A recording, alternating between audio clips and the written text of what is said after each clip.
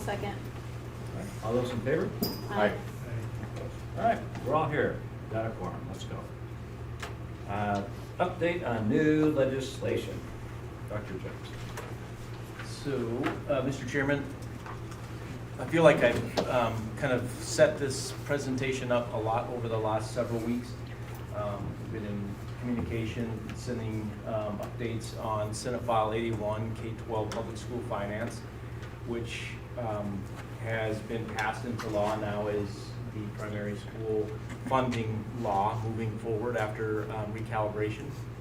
And so, just a shout out to Mr. Smith for a lot of back behind the computer work, trying to take some guesses on where we might be well in advance of really knowing for sure where things might be. So we had a bit of a head start with some assumptions as things were developing. And then now that we have more concrete information, I'm not so sure that any school district in Wyoming is completely confident where all the chips are going to land, but I do feel like we've got a pretty good handle on what to expect. And so in order for us to make some next conversations happen in terms of what do we do in our district to, maintain our balance with the amount of funding that we're receiving and make sure that we're in as a good a position as possible with aligning to that.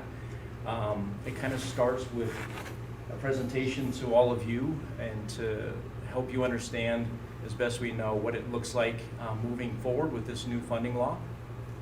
The new mechanisms, I guess I would say, within the funding model. And I think Mr. Smith is prepared to wow us with some graphics, and don't panic if you just walked in.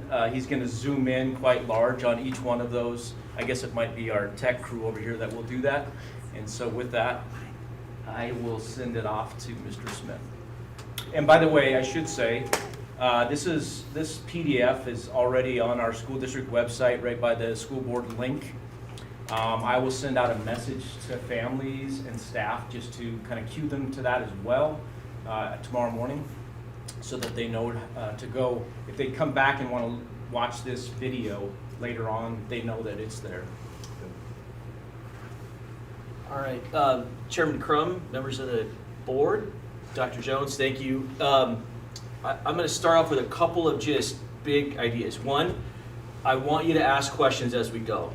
Ask for clarity. I've not practiced this presentation, so here we go. And also, there are times in my world, and I know others, where we use shorthand or abbreviations, and it drives Mr. Crum absolutely crazy.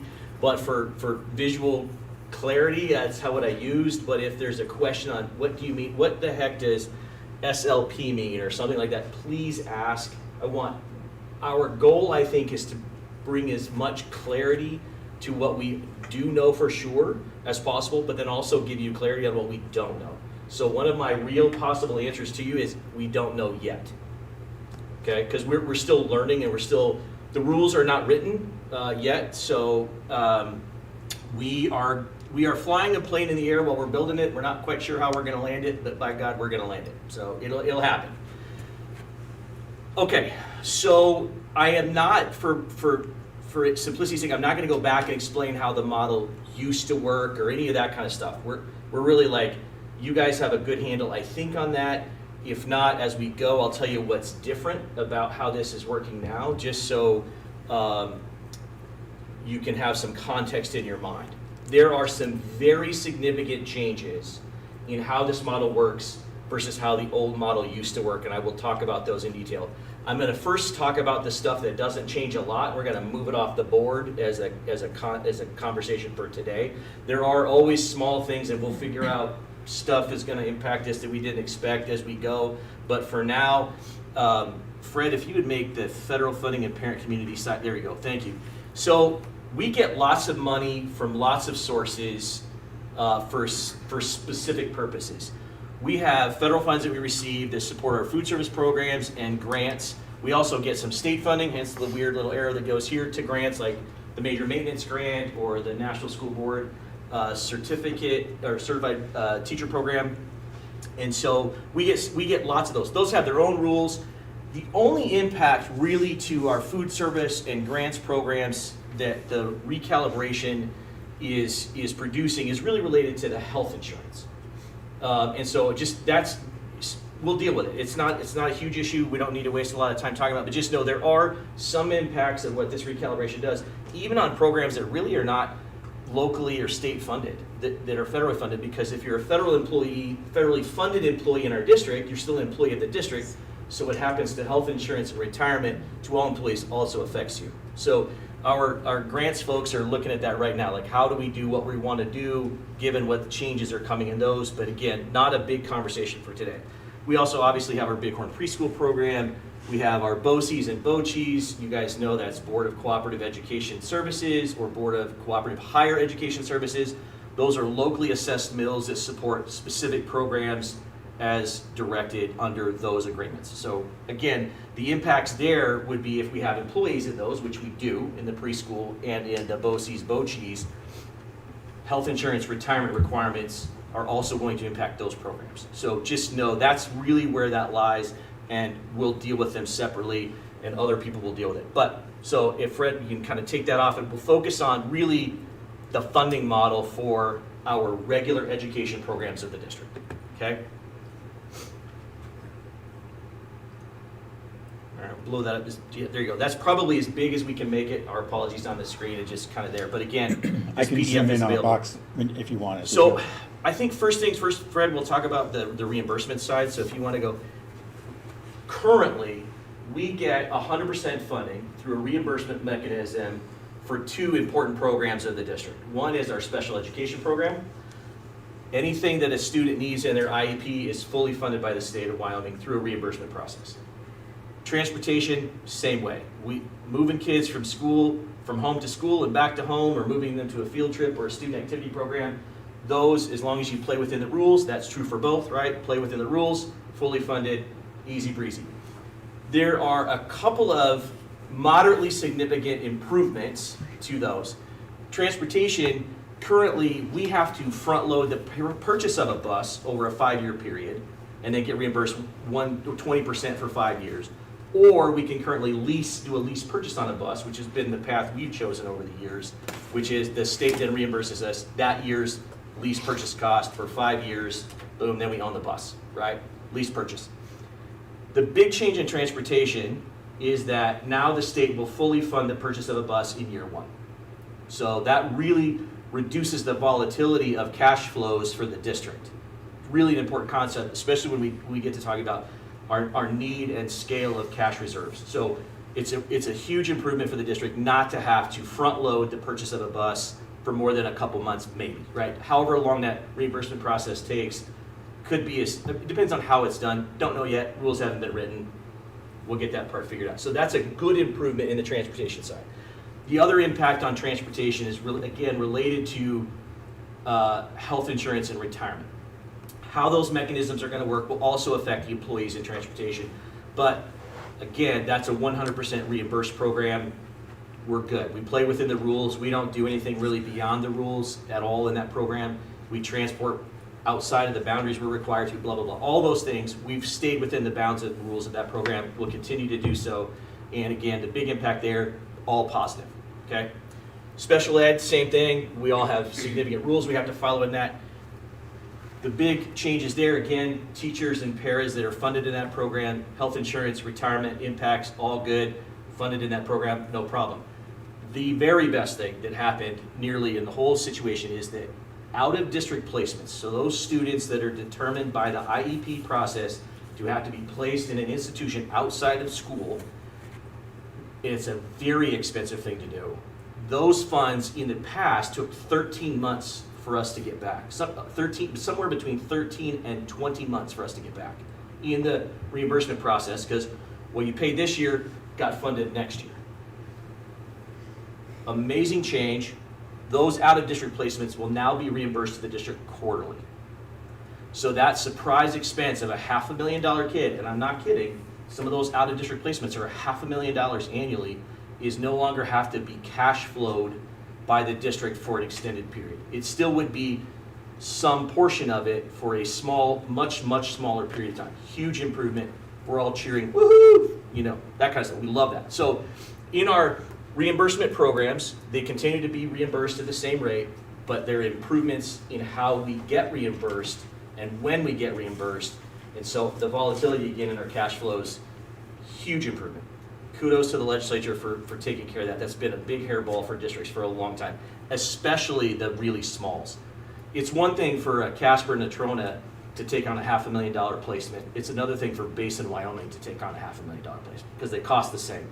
No matter the size of your district, that kid costs you the same. So huge improvement, much love. Okay, now we're going to talk about the final 4 silos, and all of these are silos because they all have their own spending rules now. These 4 boxes, these 4 silos, used to be called the block grant. There is no such thing as a block grant anymore. You have to understand, we do not have a block grant. We do not have local control over how these funds are spent. Each of these boxes has its own sets of rules, and it's a thou shalt follow. So I'm just telling you, we don't know all the rules yet, but what we do know is we got to follow the rules. Okay? Health insurance, retirement, operations, and instruction. Well, that's how we refer to it. The instructional silo, the operations silo, health insurance, and retirement. And I'm gonna actually talk really quickly about retirement and health insurance, and then we're gonna slide those out of the way. The funds generated in the model for health insurance now must only be spent and can only be spent on health insurance. We used to be able to, again, it was all fungible. It was a component of the block grant, this cash. No longer a fungible component of the block grant. We will spend every dollar on health insurance we're given and not $1 more. So that'll be you guys, upon a recommendation, will adopt a policy or procedure that sounds something very much like what I just said in shorthand is, whatever we get in health insurance as an employer contribution to give to our employees, that's what we're going to give to them. We don't have a way to augment that, and you sure can't spend less, because if you spend less the next year, you don't get the dollars you spent last year. There's a penalty for not spending the health insurance to the max. So we'll spend it to the max. It's okay. Okay, retirement, same kind of thing. It used to be that the retirement for a model employee was just part of the block grant you got, and if you spent more, spent less, it didn't matter. You got to spend it how you wanted to. No longer the case. It's a reimbursement. So whatever we spend on retirement, the mandatory pension calculations each month will be reimbursed the following month to the district. That's how we get it. Can't spend it on anything else. Okay? Big changes. These are big, right? These are all fungible parts of the model before. You could hire how you wanted, you could staff how, or you could benefit how you wanted, all those kind of things. No more. Now, one important thing I want to say about the health insurance. Originally, the bill, as it was working through, mandated participation in the state health insurance program. It does not do that. We can continue to design and develop and purchase our own health insurance program, which interestingly enough includes health, dental, vision, and life insurance. So we can build a package that includes all those things for our employees, but we got to spend everything we get for the employer contribution side on it. Does that make sense? So it now essentially becomes a reimbursement, we think. We're not sure how that's going to get delivered to the districts yet. Health insurance is up for conversation next week at a meeting in Casper. We want to learn more because it will matter how we roll that out, what choices we can give to employees, how and when they can choose those things. All of those rules are not done yet, but they will be. So we're hoping in the next 3-4 weeks to have that rock solid so that we can meet with our employee groups and kind of divine what is the benefits package going to look like for your adoption based on how much we get. And it's predicated, that component of the model is predicated on what the state gives to its employees. That's how it's done. So in following years, if the state's contribution for its employees goes up, our amount goes up. If it goes down, our amount goes down. Okay, it's going to be fairly simple and straightforward. The hairball will just really be on how it's operated on a month-to-month or annual basis. How do we get those funds? Do we get them each month, like a reimbursement like the health, like the retirement? Or, which I hope that's how that's going to work out, or do they say, okay, based on last year's participation and all this stuff here, that calculates to this amount, boom, spend this. So then we would have to then go back and calculate, all right, assuming this many employees take the insurance and at this level, what kind of contributions we get. It gets really messy really fast. The volatility becomes the district's problem, whereas we really want it to be the state's problem, and it's not even really a volatility issue for the state because it's law of large numbers. It smooths itself out, right? It won't even be a blip on the radar screen for the state, but would be kind of a volatile mess for us. Does that make sense? Hey, Jeremy, real quick, can I ask questions or just board? Is that okay? It's up to the chairman, but Oh, Chairman, yes, thank you. Yeah. I'm new to this. So Chairman, make sure to, Your Honor, is that? no, yeah, sorry, just say your name Oh, and then. gotcha. So Kevin Vance, I guess, and I know we don't have the details for that yet. Is this gonna shift and change how how the HSA works and those kinds of things, or is that all being considered and talked about in the process? unknown at this point. What I can tell you is the amount of funds generated for health insurance is far more than we have ever spent in health insurance previously. Okay. So I think I can categorize this as this is going to be a significant improvement to the benefit package of our employees. Because remember, and I think we had talked about this a little bit in the past, our district had developed a benefits package that cost on average $12,300 per employee per year. The state's contribution to its employees in the same kind of allocation of choice, its weighted average, would have been $17,500. So that's a $5,200 annual difference, and that is essentially what we're going to get. We're going to get even closer to the $18,000 per average per employee who participates. And so what I can say categorically, I think, with a lot of confidence, a 95% confidence level, this will be a significant improvement to the lives of our employees. Do I see an IBN in our future for that, or? So, Mr. Chairman, what the conversations the superintendent and I've had are, we're going to start with the salary work first because we have real clarity on how that's going to happen. We don't have total clarity yet on how the health insurance is going to happen. So we're going to do one first where we know we get the rules, and then we're going to do the second one as soon as we know the rules. Does that make sense? Mr. Davis? Is that like an all in, or like if some employees wanted to take the state health insurance and we offered a different is that like, I mean, if we made a package of a private health insurance or the state health insurance, is it going to be all or nothing, or do you know yet? So, Mr. Chairman, Mr. Davidson, good question. Our employee program is the one our employees can participate in. It's going to be funded at what the state pays for its employees for its program, but our employees would have to choose our program to participate. Okay. And So ours like is much better. Initially when they said we were going to have to participate Right. in the state program, Right. that's not an option at all now, essentially. It would only be an option if the entire district were to move to that option.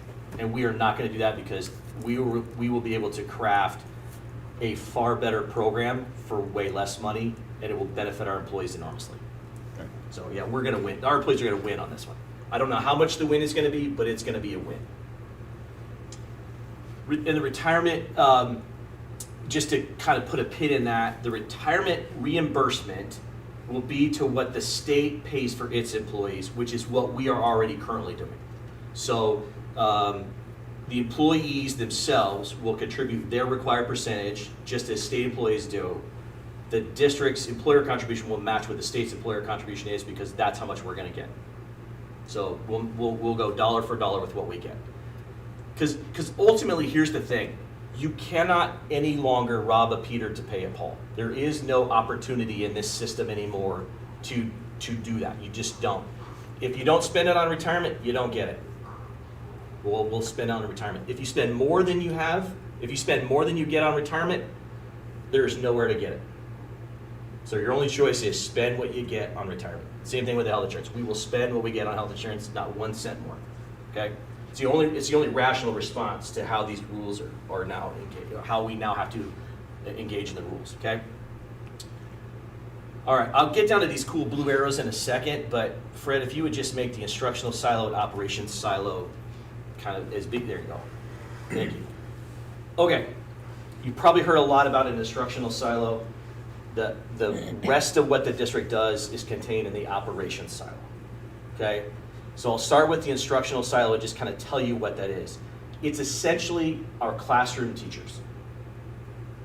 Whether they teach a core class, they teach a CTE class, or an elective class, that's them.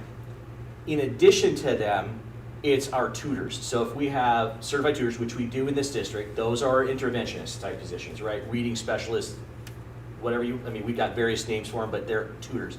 They are certified teachers, advanced degrees, education, time and grade, all that stuff. Their job, work with the small groups, right? Pullouts, all that stuff.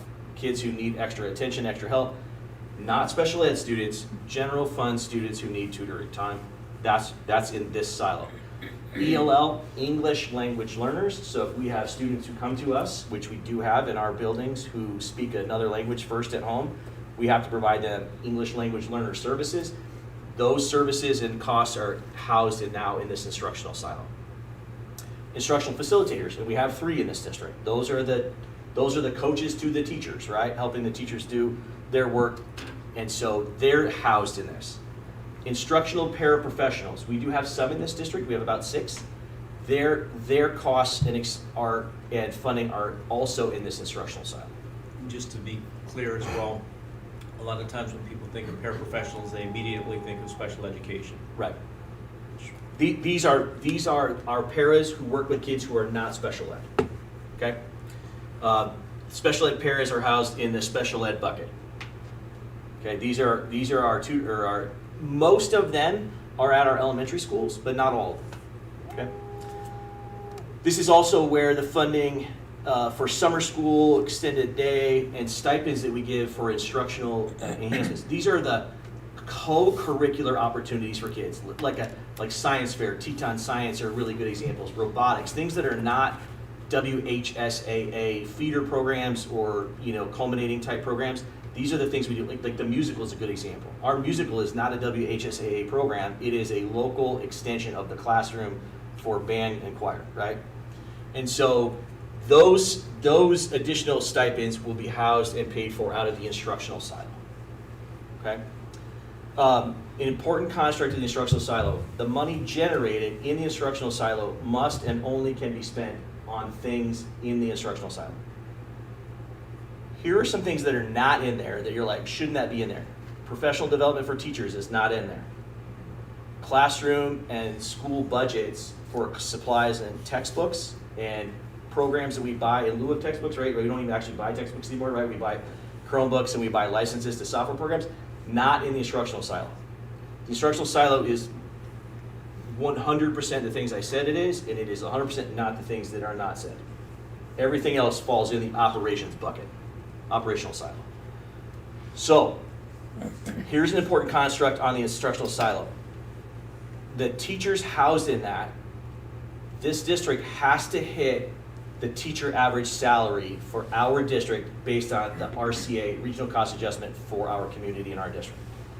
For that, it's $77,153. That's the average salary number we will have to hit next year.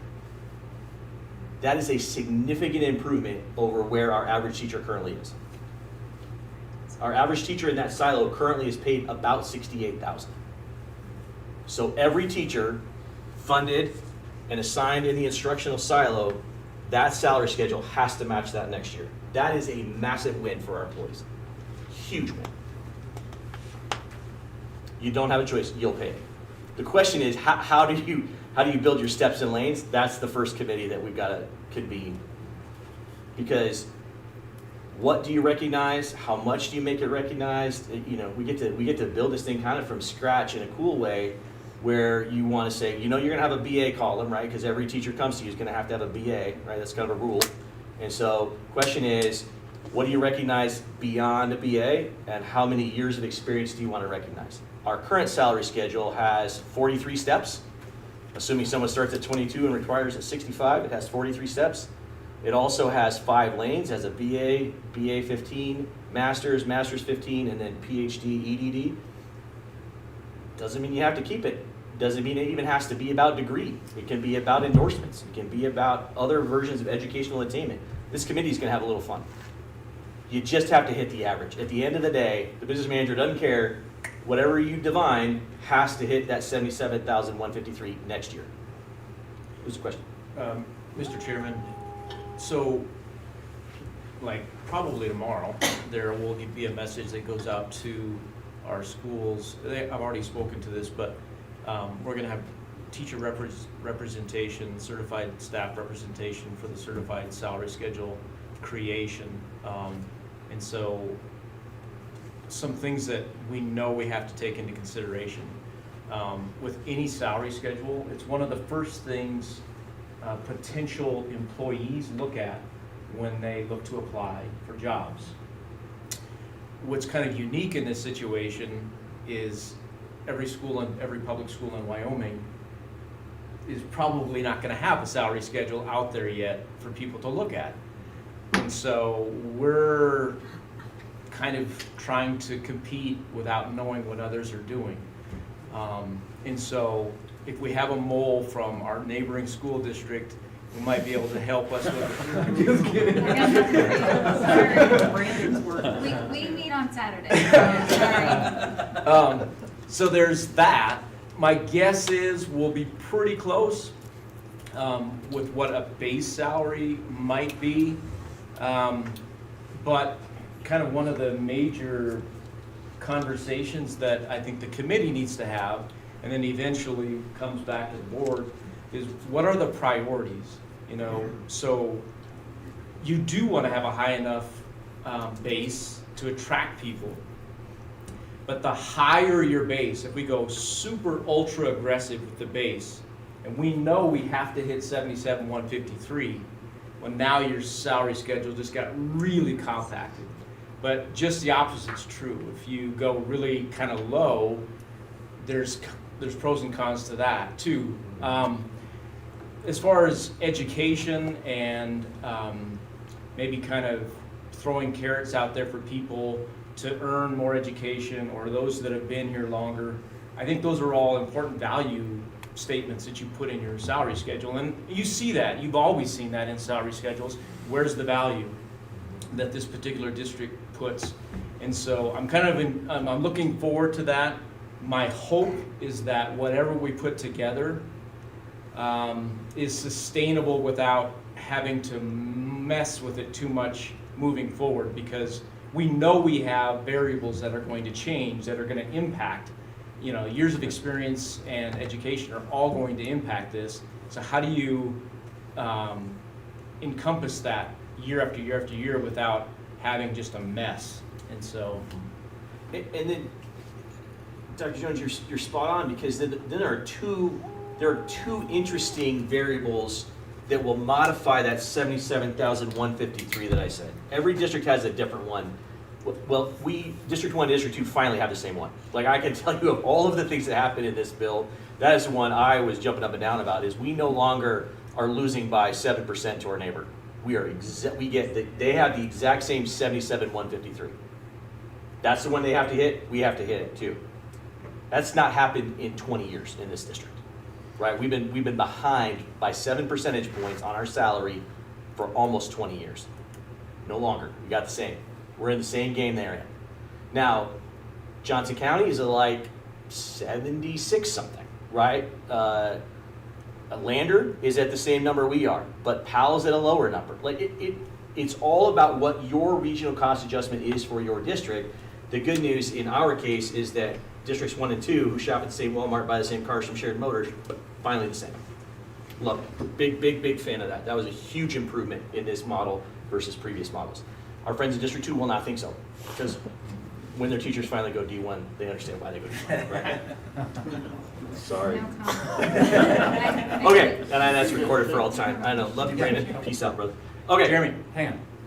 I do have a question. Yes. Mr. Chairman, my question is, so when this lanes and steps get adjusted, so let's talk about a teacher who's been in the district for 15 years. Are they gonna be sliding downwards because of this new? Right. And I think that's why that's gonna be our first committee.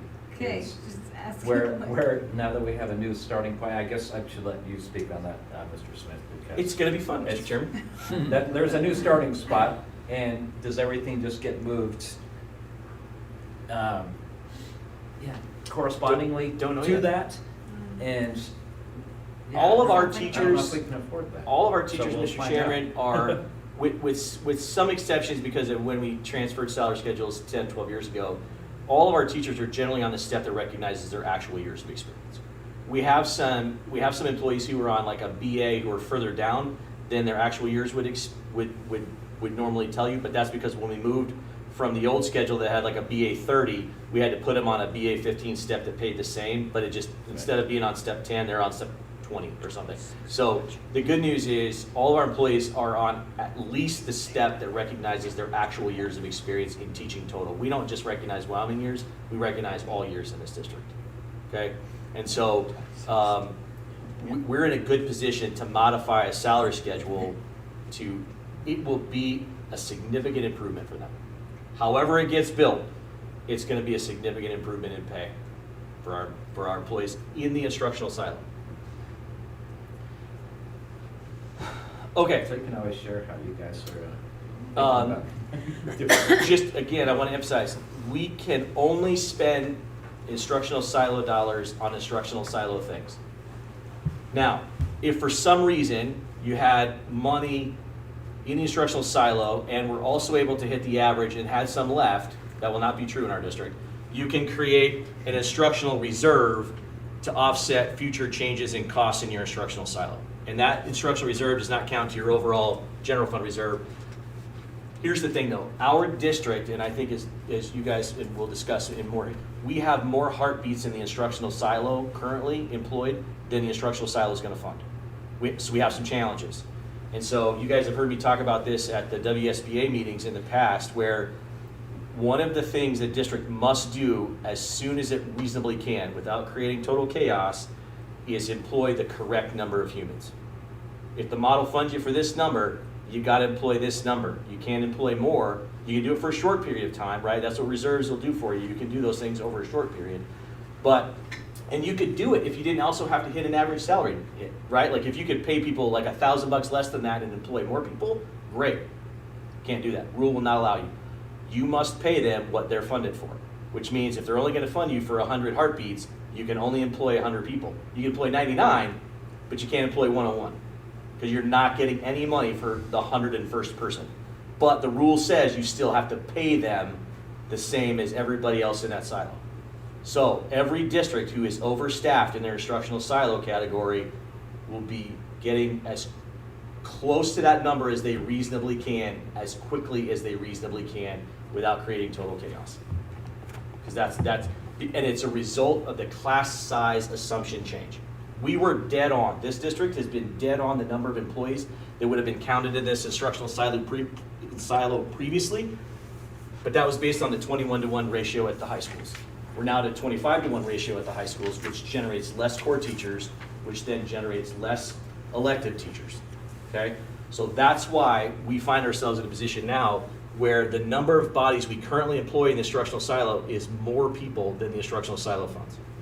And just maybe for those people that might be watching on the live stream, just to say this out loud, the class size ratios that we're moving forward to with funding, a kindergarten through third grade has not changed. That's 16-to-1, 16 students to one teacher. In grades 4 through 5, it has changed from 16-to-1 to 22-to-1. In grades 6 through 8, it's changed from 21-to-1 to 22-to-1. Grades 9 through 12 has changed the funding from 21-to-1 to 25-to-1. So that's a new reality for us. Previously, we were dead on with where the model was before in terms of class, or in terms of numbers of heartbeats in this pile. We now are over because of that change specifically, right there. And really only because of that change, okay? And just to, Yeah, go maybe just to piggyback on that, to reinforce something. One of the things that I testified to in some of the legislative committees is the value of local control, for this very reason.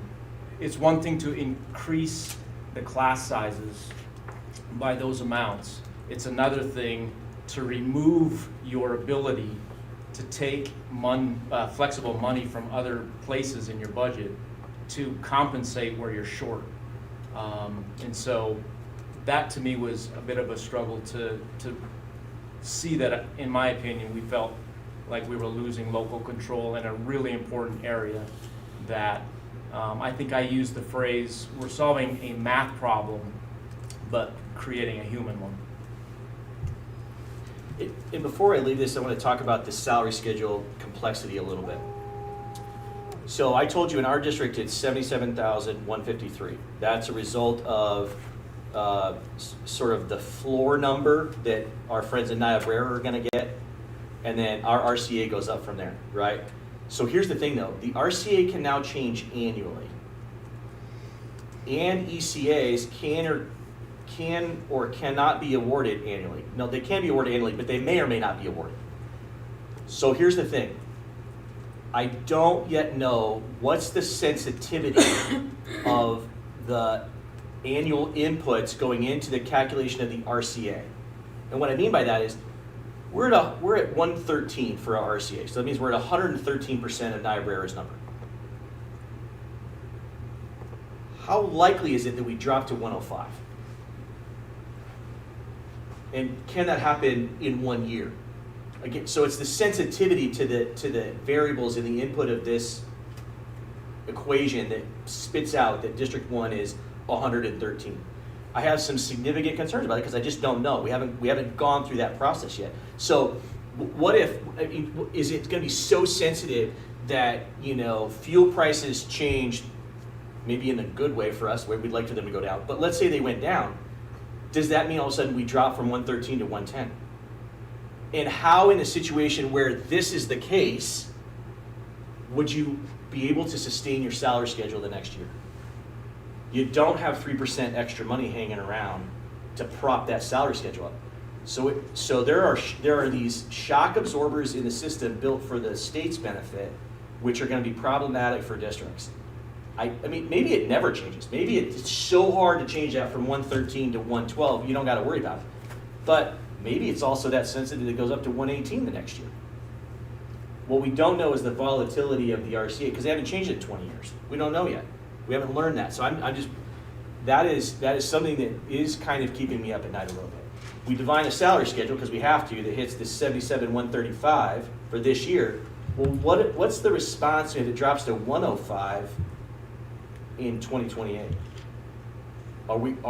Do we really cut our employees by 7%? Maybe. Because you don't have money to build it from anywhere else. You can't take it from health insurance and shove it on your salary schedule anymore. I don't know. So that is a deep concern as we build this, going, how volatile is that average number? Now, in future times, in future years, each year in fact, they will have the opportunity, by they I mean the legislature through its process, to add an external cost adjustment to that 77,135. How frequently they do that, they've been pretty hit or miss over the last 20 years. To be fair, that has not happened regularly at all over the last 20 years. Hence the lawsuit for the 6th time that we won again, right? So that's a deep concern, because, okay, so you hit that target, and now our good friend Tina Moline gets a doctorate. How do you fund that? How do you fund next year's horizontal movements if no ECA is given? You can't underfund the average to store some money in that cool little instructional reserve, because I got to hit the number, and our heartbeats are actually over that number. So the only response over time is districts will have to be under that number to create this instructional reserve to allow for horizontal movements in the future. I don't know. I mean, this is a new world we're about to enter, but it has some challenges, and we got to be honest with our employees, going, I don't know that we can honor lane movements in the future if no ECA is given. There's no dollars to do that. Mr. Chair. To me, Jeremy, is this true the only purpose of the instructional reserve then is for districts who can't fill all their positions. They receive all the money, but they can't, it's the Rock Springs of the world who have 45 unfilled teaching positions. Right. They're gonna hit their average salary, but the remaining money they have goes into the reserve for the future. Is that correct? That's the Correct. only reason the reserve would be used, potentially, that I can.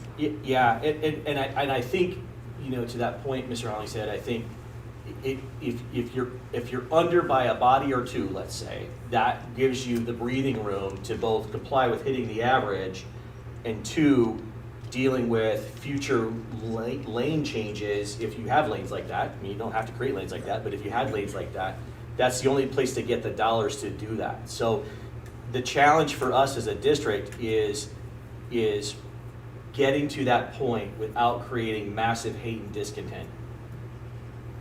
Mr. Chair, one thing I think it would be beneficial to maybe circle back to is, okay, so based on the current class size ratios, we are now over by a few staff members district-wide. So we have to hit the mark in the silo. Yep. So I know the answer to this, but where does Yeah. you can go into the silo, but you can't come out? Can you Right. speak to that? So that's a great segue. So Mr. Chairman and Dr. Jones, it's a great segue to the last bucket we're going to talk about, which is the operations bucket. It's everything else the district does that's not in the instruction silo, not in special ed, not in transportation, not health insurance, not retirement, right? So it's the things you can think of. It's your district administration. It's your school administration. It's nurses and counselors, secretaries, and non-instructional aides.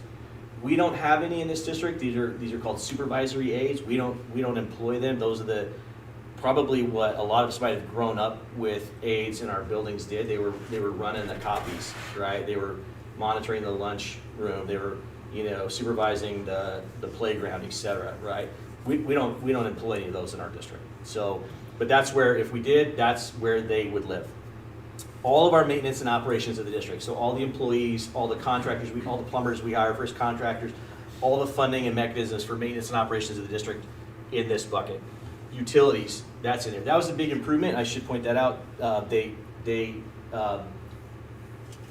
brought that up to current context for our district. We were underwater on utilities because our buildings got so much bigger over the last 15, 20 years, right? We have more buildings and bigger buildings than we used to. We were still being held to old school sizes. Now we're getting funded properly for our utilities. Big improvement.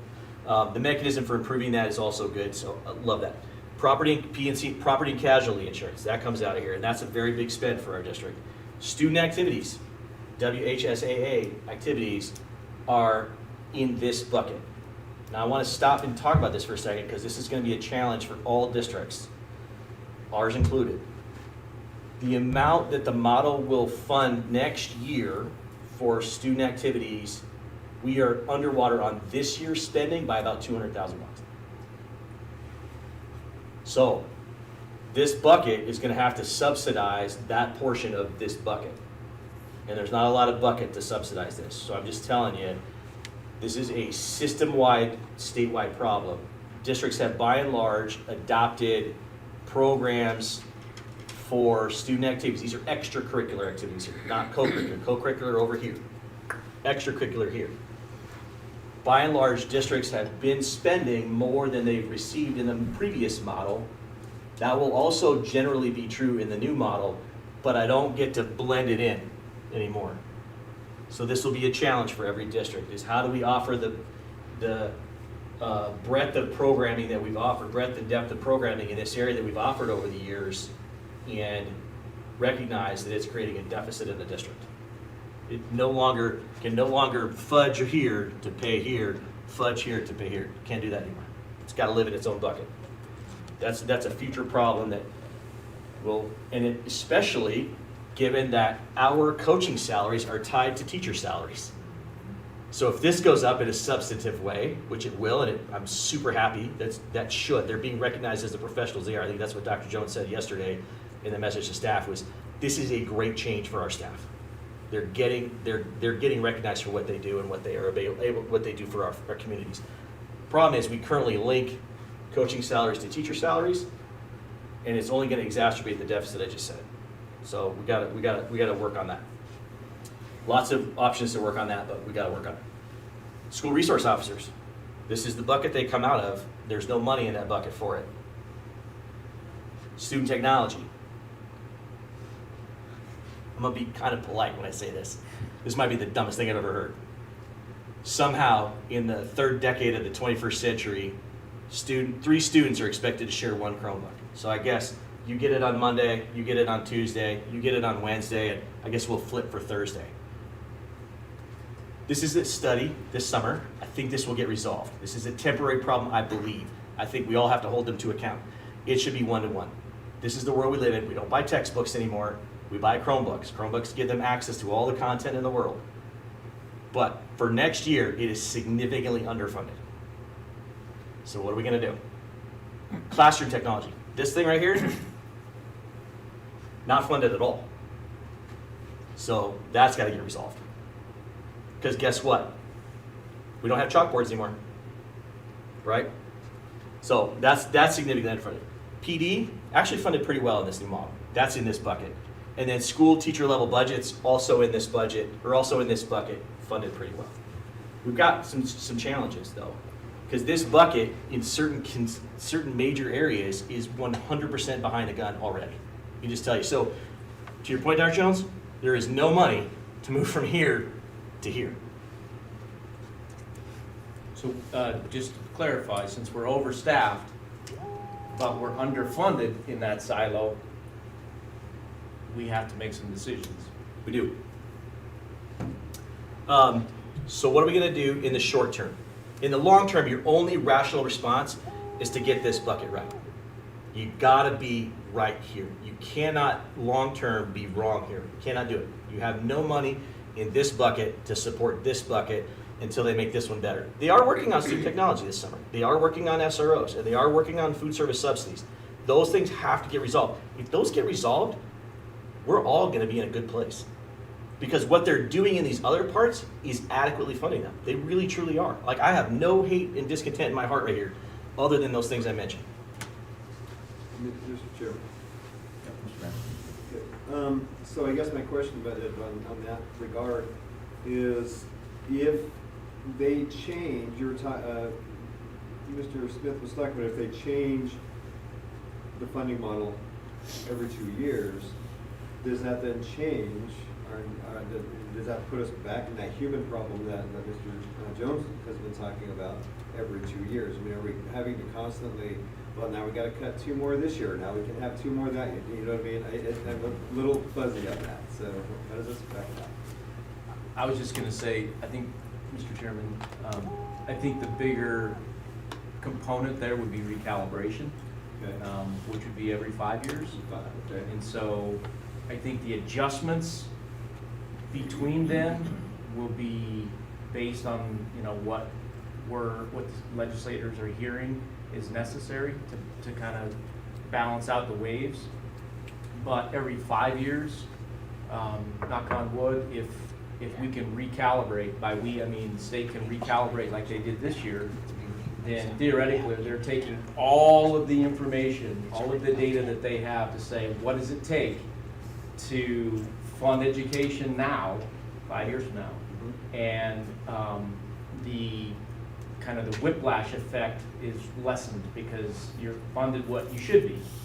I think Mr. Smith could probably go into even in more detail, but for us, and what I said in the video to the staff yesterday was, there's so many unknowns still. The Supreme Court still hasn't decided on what their decision's going to be. There's still some things that could change over the next couple of years based on feedback. Mr. Smith mentioned some key things in the operational silo with school resource officers, student technology, all of those types of things. If they get corrected, then our deficit in that silo is less, which becomes less problematic overall. But one of the easiest things we can do is try to eventually, year by year, get closer to the staffing that we're funded for. So those class size staffings, Right. we can't sustain having high school classes of 10 kids on average in our core classes when we're funded at 25-1. One thing too, and I think you guys, I've said this before, the most important data point in all of this is how many kids do we serve. I don't want to lose that. That's still what drives everything. So population growth, which we've experienced in our district, in my time here, I mean, we're serving right now about 1,350 kids every day. When I first got here, it was 849. That drives everything. So in some ways, you can outgrow some problems, right? Like Tongue River continues to grow, small problem. I think they're about out of building lots, so I'm not sure what's going to happen next, right? Bighorn can continue to grow to some extent. So growth is a good cure-all to some of what we've said here. That doesn't mean you go out and hire more people, but if we got 100 more kids tomorrow, everything I just said about the instructional silo becomes irrelevant, right? Because it's all predicated on how many students do you serve every day. There are districts in this state that have held the line as long as they possibly can. They're leading children. I think that what I heard yesterday was that in Weston County, there are 40 kindergartners total. That's both districts, 40. That county is bleeding children out the door. They are piling out of there. It doesn't matter actually how this model works or is changing. That is their reality, and it's the most important reality they have. If we get to a situation where we start dropping kids in ADM, our response has to be immediate. It can't even be measured now. And here's why. It used to be that whereas a 3-year rolling average, or the higher, you got the higher of this year that you just served, or the previous 3 years, that buys you the opportunity to make 1/3 of your changes every year in the future, right? You can drop 1/3 of the staff you need to drop to get to your current, to deal with your current reality. It's now a 2-year look back is all. And I know that sounds like, oh, that's better. Well, it is better because it was going to be a 1-year look. It was going to be a nothing. It was going to be no opportunity to change that. That would mean you would be firing people annually to address changes in this silo. Now you have to fire half. I don't know if that's good, better. It's really hard to get rid of half of the people you need to get rid of. It's way easier to get rid of them in thirds. I don't know why. It's just natural attrition happens in districts our size, right? We lose 10 or 12 teachers annually every year for all kinds of reasons. So that allows a district to deal with it. We have less time to deal with it. So if the butts in seats changes in any significant way, the reactions have to be far more immediate than in the past. So, okay. Mr. Smith, real quick, I have Yes. a question on classroom technology. You Yes. mentioned the smart board. Is that hardware or software? Software and Software hardware are covered. all funded in the operations silo. We do receive technology for curriculum purchases in that silo, and it's a pretty good number. We just buy software with it. It's the hardware that's the problem. It's really not the software. It's not the main driver of problems here. And SROs are a big problem for us. Servers, Wi-Fi. Yeah, servers and Wi-Fi. We get the major maintenance grant. That actually is where we buy our core infrastructure for a building. That's pretty, I mean, again, we've got avenues for that. It's literally back to the Chromebooks issue. That, and whatever kind of classroom technology that classroom might have. That's a problem. Now, I do want to say one thing about classroom stuff, because we're kind of in that spot. There is additional funding, and it comes in the form of a grant for career technical ed equipment and programs. We have great sources to rely on to get those. So if we've got to buy welders or high dollar expensive CTE stuff, we've got funds and availability to do that. The other thing I want to say, which was a significant improvement for our kids, is that our local BOCHES had to pay for all the dual enrollment courses for our kids. There is now a statewide pot for us to draw on. That's a significant improvement. They need the shout outs where they deserve them. They also, I'm going to give a kick in the butt where they need that too. But those are good ads for our district. That means these funds that we derive here locally can help. They'll just go a heck of a lot farther. So those are big. So again, the legislature is being very intentional about the levers it's pulling now. It says, we want to fund more CTE teachers and give you help. Boom, here's the lever for that. We want you to spend money on classroom teachers. Boom, here's the lever for that. So that's what this does. It allows the policymakers at the state level to determine exactly how we're gonna spend money at the local level, without fail. Now, here's the question everybody wants to know. What are we gonna do about salaries in the operations silo? Don't know yet. Don't know. Because there were improvements to all of the salaries in there, absolutely in the model. Every position in there, district admin, school secretaries, all of those saw improvements in the funding model for how they're assumed to be paid. The problem is, how are we going to address the deficits in there? Now, Fred, if you'll slide this up, we'll talk about the big blue arrows. And if you can kind of, there you go. So there are some changes to this bar. This is, and I know you can't see it totally, but you guys have it there. It's the district reserve accounts, the general fund. There are significant changes coming to how big that can be and the things that it can now do. Before, you guys had kind of carte blanche. There were rules about how big it could be, but there's ways to do everything. Business managers know stuff, I know stuff. Like, we can make things happen. We just never made it that big because it was intended to be spent on kids. That's what we spent it on, right? So we're kind of at a lower end of what reserves really are and should be. But that's okay, because again, the way this is going to work now with these reimbursements, we don't have to cash flow things the way we used to. There's massive improvements about how we're getting our money each month to make a reserve account less necessary. Still necessary to deal with emergencies, but less necessary to just flow your regular bills. Does that make sense? Now, I did this because you can see money can go in and out to food service, money can go in and out on transportation, because if your transportation expenses increased more than what you got in reimbursements, you got to front load that, so boom. And if you underspend that the next year, it goes into your reserve. It's the balancer, right? And it works out just fine. That account balances itself. Same thing with special ed, it balances itself. It used to be problematic because of what, like a $500,000 kid comes that you got to spend. That's a huge hit to your reserves, right? We don't have that problem anymore. Wonderful. Again, kudos where it belongs. Now, you can overspend in health insurance if you want, but the only place that's going to come from is your reserves, which means you're not doing it for very darn long. Same thing with retirement. You can overspend in retirement, but man, you can't do that very long. Okay? I do have it to where it kind of goes in there, but not really. It probably should be a one-way arrow, honestly. There are some caveats to that, but we won't get, that's too far deep in the weeds. Operations, in and out of that reserve, and it's what supports anything that goes this way. So you can also spend money in from your operations silo in these two categories if you want. That's another place it could come from. Same thing, you could add money to the instructional reserve to fund your instructional silo from your operations bucket, but there are no arrows coming out.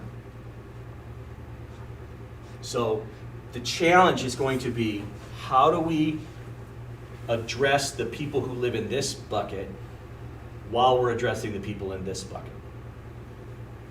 It's a challenge. Not impossible, but it's gonna be a challenge, a significant one. Because it'll be really, really hard to give teachers, let's call it a 12% raise, and your counselors get a 1 or a none. But that's where they're funded. So an interesting conundrum, right? How are we gonna address that? If we believe that the legislature will address the deficiencies that are in there, in terms of SROs and technology and the food service subsidies that we all have to support in every district in the state. If we believe they're going to do that, it's totally fine for a year or two to take that funded money out of here. I don't know. We'll see. So it'll be very important to staff properly. That's the most important lever you guys now have as a board, is to properly staff the district relative to how you're funded. It used to be you could kind of do what you want. Can't do that anymore. Got to live within the buckets. You can do anything for a short period of time because we do have a decent reserve. Not huge, decent, but it can't be forever. That can't be our permanent circumstance. Does that make sense? Okay. Yeah, and obviously we're also waiting on a Supreme Court decision on those very topics, right? Those are the things that the district court addressed and said, thou shalt, state, bump those to the Supreme Court. We'll see how they rule. Because if they say no, if the Supreme Court doesn't agree with the district court, we got a real big problem. Unless we get some legislative grace, I guess. But that'll be a problem for us to address. Student activities will be a long-term ongoing problem for discussion. And that has to involve the WHSAA and school districts and superintendents and boards. Sometimes you'll just get very directive with what will happen based on how you get money, because you can't blend it anymore. So, okay, oh yeah, in the note, I don't think I put that on your paper, maybe I did. Okay, we do have a capital construction account, we do have a teacherage account, we do have scholarship donations, club and class activities. None of that's profiled in here. Those have their own funding sources, their own rules, with the exception of the capital construction account. It currently, the money that's in there was money transferred from this model to it over time. You guys have done that, different previous boards have done that over time. You no longer can move money from this money to that. Can't do it. Beginning July 1st. You can't up until July 1st. And so maybe one of the recommendations we give you is to put some of what our existing cash reserve is into that for future use, but more to come on that. Mr. Smith, I have a question regarding dual enrollment. You mentioned it a little bit Yes. earlier. Was there a budget item or a budget line item that included more funding for dual enrollment, and that's going to open up to freshmen and sophomores? Mr. Chairman, Mrs. Weidman, that is a good question that I don't have the specific answer to. I believe it requires that it's opened up, but I'm not sure how broadly it gets opened up. But the policy of this district has generally been, if a student is ready and able to take those courses, they've been generally allowed to do so. With some, right, I mean, not every freshman who comes to you who wants to take, college algebra should be doing that, but some we have done that for. So if that happens, we might possibly see smaller class sizes by the time that our juniors and seniors. Yeah, But it that depends, doesn't yeah. affect the instructional. An interesting question on it's behavioral economics, right? So would kids want to graduate early? If they've hit all of their credit requirements, we've had that, well, you guys vote on that quite often, right? I mean, more in relation to our virtual school attendance than brick and mortar attendance, but not totally. We've had lots of kids over the years who've come to you and said, hey, I'm ready to graduate, I'm done, I've taken all my courses because I did some summer dual enrollment courses at Sheridan College or whatever. That's totally happened. I think I'm always I just have to pinch myself sometimes that I get to work in this district, right? Because other districts don't do what we do. We have generally always given and landed to the side of the kid, always. If it's good for the kid, we're gonna do it, we're gonna figure out how to do it. And I think, but I don't know how wide you now have to make it, or is counselor, principal judgment still allowed in that? Like, just because a freshman comes to you doesn't mean you have to allow it, but I don't know that. But with that said, if the class sizes are smaller, it's still not going to affect the instructional silo. They'll still receive funding for it. Oh, yes, I'm sorry, Mr. Chairman, Mrs. Bybin, I'm tracking on your question. A student who takes dual or concurrent enrollment coursework with us, and through Sheridan College, right? Because our concurrent are taught by our teachers in this building or Tongue River High School. Dual is when they either take it online through Sheridan College directly or at Sheridan College. Those kids still count for us as butts in seats in our instructional silo. So yes, absolutely. Yeah, it's a huge advantage Wyoming kids have. Huge advantage. Mr. Chairman, Jeremy, if you'd like, take a second to talk about the co-location. Oh, okay. It's an interesting word, right? Co-location. We're standing in the only building, well, that's not true. Tongue River High School is actually co-located now too with the Bridge School. So before, Bighorn Middle School and High School are funded and operated as two separate schools. And what that means is they get they almost assume like they're 30 miles apart. They get the same kind of school administration that any other school gets. Well, now that they're co-located, they do not. This building is now one school. It's not two schools. So the impact to us is really in the operations silo. It has really nothing to do with the instructional silo. The instructional silo is still butts in seats by grade level. It's not an issue in the instructional silo. It is an issue in the operations silo because the model assumes you have one principal, one counselor, 1.5 or 2 secretaries or whatever it is. And that's not how we've operated this building. Same thing with Tongue River High School, it's just in a different level. Tongue River High School and the Bridge School, our alternative school, are now co-located as well. But that's kind of how we always operated it and staffed it. This building is different than that. This building has been operated and staffed as two separate schools, operationally and administratively. It is now only going to be funded for one. We as a district, you guys as a board, you're the policymakers, we're the policy doers. We can continue to operate it that way. You just have to know it's not funded that way. So, no, that's good. But co-location did not affect the instructional silo one bit. It affected the operations silo. And it was already treated as one building for the purposes of maintenance and operations funding, major maintenance funding. This building has always been funded that way in that side. It's just administratively, it's not different. Mr. Chairman, can I ask another question? Thank you. So just to head off rumors that obviously start real quickly when these kinds of things come up. My curiosity is Tongue River High School and Tongue River Middle School, are they considered co-located schools? No. So there's been some whisperings that took place. No. So, okay, thank you. I just wanted to clarify that. Nope. The definition of co-located school are schools of various grade bands within the same building. Thank you. Connected by, and this got really wonky, a breezeway connecting them didn't count, but if they shared a roof, it did. Like KC, Correct. Rock River. Yep. Yeah. Those are co-located schools now. They were 3 schools in one building. Now they're 1 school in one building. But it wasn't uniform across the state, so no one's picking on anybody here. I mean, I have to tell you, I don't like the outcome for our district because it impacts what we do operationally. But this was a mixed bag across the state. Some schools were already treated that way, right? It's one K-12 school in Matisse, right? But it was 3 schools in KC. So it's one of those things. That's an argument that we were never gonna win that argument because it was already disparately treated across the state. But it is gonna affect our operations in this building.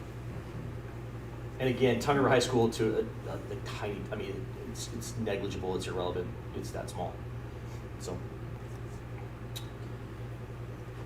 All right, I didn't practice it, but that's all I've got other than the answer. But I do want to say what I'm worried about going forward that we just don't know yet. There's a couple things I want to bring up.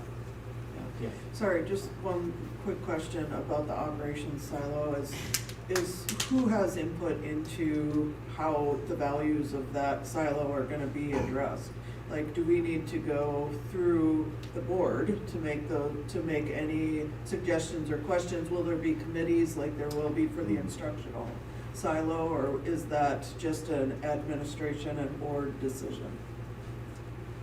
Well, that's probably something for us to decide, Dr. Jones. Yeah, Mr. Chairman, so we've been having these conversations already, and the co-location was something that kind of was on our radar early on, and so I had brought that to the board's attention early on. And moving into next school year, we had already made the decision to maintain status quo. So I don't think it's an issue at this time. How that gets addressed moving forward, I think, is probably going to be, like anything, a part of the conversation. But that's also going to be with the backdrop of what happened with the state Supreme Court decision. Were there any adjustments made in the interim with topics that really resolve our issues? And so now that changes the picture. I spoke out a couple months ago, whenever we had administrative contracts, I guess last month. And this was a part of that conversation to maintain the status quo. I think I used the word, I don't want to blow things up as we currently stand, because I think there's a lot that we benefit from by maintaining who we have and continuing the status that we have. I don't see the reason to have that kind of a massive response to where we currently stand with funding. So I don't see that being an issue now. But it's gonna, if nothing else changes and this is exactly where we sit and nothing gets corrected, then I think long-term, we're gonna have conversations about what do we want here? And that would be more of a broader conversation where you gather input from everybody. But the reason that hasn't happened now, to be clear, is that we have already had those discussions, and that isn't going to be up for discussion anymore in terms of co-location. With class size changes and staffing results from that, that's a harder conversation that we're gonna have to have in terms of getting in better alignment. But as Mr. Smith said, that's not a co-location issue. It's the extra principal, extra counselor, Like half a secretary. and we're gonna hang on. So, A couple of things that are not clear yet are substitute teachers. I know that isn't listed on there because we don't yet know where that lives. We don't know if that lives in the operations bucket yet or the instructional silo, the operations silo or the instructional silo. The sort of like, what do you call it? The exhibits that went along with this conversation that went to the legislatures kind of drew a line on a list of people, and the line for substitutes was below the instructional silo line, but that flies absolutely in all common sense. The only substitutes we hire are for them. So we think the executive branch, who's now in charge of operationalizing this thing from the legislative branch, will figure out how to make that happen based on legislative intent. I think, I don't know. They'll come. We're working hard on that because that's a pot of money. Because again, we don't hire substitutes for the people that are here, right? The work stays, they come back to work the next day, it's still there. This is where we hire the substitutes. So we want that money to be in the right bucket. Because anyway, that's just a nerdy business manager problem, but it's a $300,000 problem in the district, which is not insignificant. So we got to figure out how we need substitutes to support these people. We don't need substitutes to support these people. So anyway, so we'll work on that. Yes, ma'am. I have a question on operations that you Yes. mentioned earlier about, the co-location and funding that we're going to do next year. Right. But with that said, in the past, with the out-of-district placements, I felt like we always kind of safeguarded some money. Mhm. Is that, Right. we always put money in savings, Yep. not knowing if it's gonna cost Right. the district up to $2 million. So we put money to the side. Could we Yep. pull that money to cover co-location till we figure out a solution for it? So, Mr. Chairman, Mrs. Byman, absolutely yes. So, a couple of things are gonna happen with the change in how the reimbursements come to us, which will mean we're going to get, Fred, if you would slide this back over to the transportation and special ed buckets. So, in this special ed bucket, to your point, we were having to reserve monies and with the, just in case the $500,000 kid rolled in, right? Well, what we're spending this year on some of those kids, we're gonna get back next year, and we don't have to spend it on special ed, right? It's just money that we could use to offset those temporary deficits. I'm praying they're all temporary deficits, right, over there. But this is what's gonna buy us time. Two things are gonna buy us time, and we'll talk about those. That's one of them, because now those kids, we're gonna get reimbursed in the year next year for that year.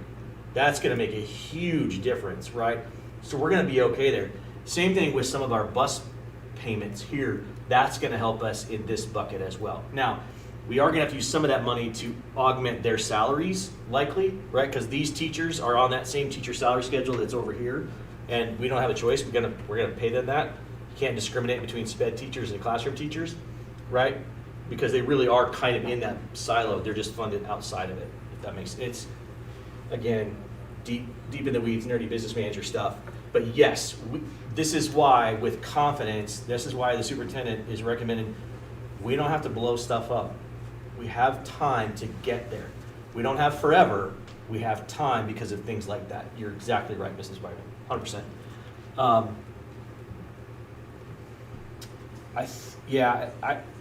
The other thing that's buying us time is the Cowboy State Virtual Academy students. You have to know that. That's buying us smoothing time on the instructional silo part. Because those are kids we serve, some of which are brick and mortar teachers, right? They're all our teachers. We're the only program that hires all of its own teachers. We're it. And they all live within the boundaries of the state of Wyoming, by the way, too, right? So those students are providing a smoothing opportunity on the challenges this instructional silo and operations silo are presenting to us. It doesn't really help us in the operations side anymore because all of that money is generated and has to be spent in the instructional silo, but that's going to allow us to buy the time to go from the 8 over, right? Yep. Yeah, 8, we're 8 over, eight heartbeats over here. Those kids are what's gonna buy us time to get down to that number. Now, the clock is ticking though. The state's gonna look at that as an interim topic. And I suspect significant changes are coming. So we have time. Next year's gonna be open. Like, again, this is why we can say with absolute confidence, we don't gotta blow a lot of stuff up here. But we gotta start moving right now and taking advantage of the things that we can take advantage of that don't blow us up, I guess. I would, Mr. Chairman, I would just add to it, I hate saying this because what we're dealing with are serious things, but at the same time, they're very, very doable, very manageable, and there's some really, really positive things that are gonna be happening, which I'm excited about. It's just a different way of playing the game, but there's a phrase, the doctrine of relative filth. We're not so bad as long as there's others who are worse. And I don't like that phrase, but the fact of the matter is, in being in meetings with a lot of statewide superintendents, there are a lot worse situations that are being challenges, for districts that compared to what we are currently looking at. And that, I think, comes back to a couple things. I think we've done well with trying to align our staffing with what we've been funded for. But a huge thing is that we continue to grow, and that's significant. We're one of the minorities in our, as far as districts go, that are in that category. So that's been a saving grace in a lot of ways. Here's a perfect example of that. Tongue River Elementary is going to be 20 students larger next year than it currently is. We already know that, based on the incoming kindergarten class and the outgoing fifth graders. That is a huge advantage to us, to have those kinds of circumstances.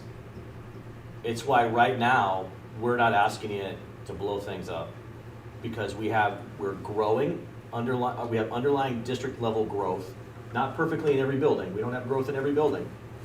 Mr. Vance's high school next year is going to be about 15 kids bigger than it currently is. That'll be true for a couple years, and then the 6th and 7th graders are not quite as as big as my son's freshman and sophomore classes, right? Those are huge classes. As those guys wind themselves out, we're going to see significant, and that will be an impact here, but we can see it coming. And so we can hold out, we can smooth out, we can get there, but we have to get there. You will not have a choice not to get there.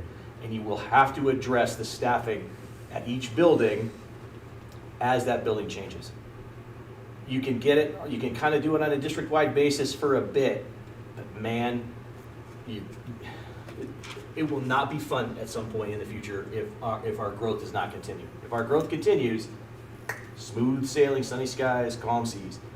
If it does not, that's where the waters will get real choppy, real fast. And if you read about it, Weston County's dropped it $1 million. Isn't it? What's that? That's the majority of the districts in the state are in that Yeah, position. I mean, Casper and Natrona is closing schools, right? Weston County, they were before that. I mean, they're $1 million in the wrong side of life, and that's not because the model hosed them. It's because butts and seats hosed them. That's a terrible place to be. So, I mean, we're fortunate in all those respects that Dr. Jones mentioned. We're growing, and we've had strict adherence to how the model funds us. Not perfect alignment, but adherence to it. So, it's a lot. But I'm open to any other questions. I think I've hit everything. I'll probably drive on the way home and crap, I forgot to say this. No, but this is a really nice way to set this out to understand it. It was well done. What we probably need from you is some sort of timeline to kind of prioritize our steps moving forward with the district. And kind of what's the highest priority, what do we need to look at first, and there'll probably be more of these meetings for the next 6 months to kind of figure out how we do this. So. Just for some numbers' sake, because I geeked out on these things. Of the salaries in the block grant, or with the thing formerly known as the block grant, 64% of all of our salaries will live in this bucket. 36 live in this bucket. So 64, 36. So 2/3, 1/3, roughly, right? Let's just call it. And again, if you're thinking about total instruction, you got to go back over here and include special ed, right? And in total operations, you got to go include transportation. But just in terms of how people view the world, when you're comparing these two buckets, this one is 2/3. Well, I don't know, it's 50% bigger of the total. This is 2/3 of both of these buckets. This is 1/3. So I just did that because I was just curious myself. So, and that, which presents the challenge, right? This is the smallest bucket, and it's the only one with the most flexibility. So that's what's going to provide some of the challenge too. But I have faith in the legislature. They're going to get it done this time. I hope. I pray. I'm working on it. Because if they get that right, if the operations bucket gets as well funded as it needs to be as the instructional bucket silo, we're golden. Even as kids drop, you just adjust to your kid numbers. But, so, here we go. All right. Mr. Well, Chairman. thank you, Mr. Smith. Thank Well you, done. Mr. Smith. You're great for your first time. Any other questions? All right. Superintendent report, Dr. Jones. So, nothing to add to my last report at this time, other than I do know that when looking at our meeting schedules, I just wanted to point out that our actual next meeting is a special board meeting again, often called a work session, where we do policy review, and I have that as Tuesday, April 7th, 5:30 at Central Office. Is that what you guys show? Yes. Okay. And so I will give you some policies to review a week in advance, and then also during that special board meeting, I'll take some time on the agenda to give an update on the strategic plan work that's going on and that kind of thing. And then the next regular board meeting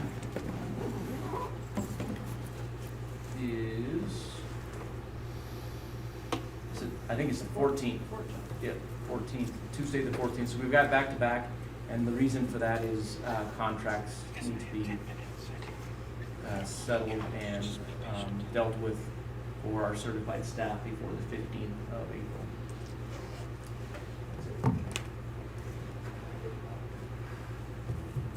Yeah, questions for Dr. Jones? I don't believe we have executive session.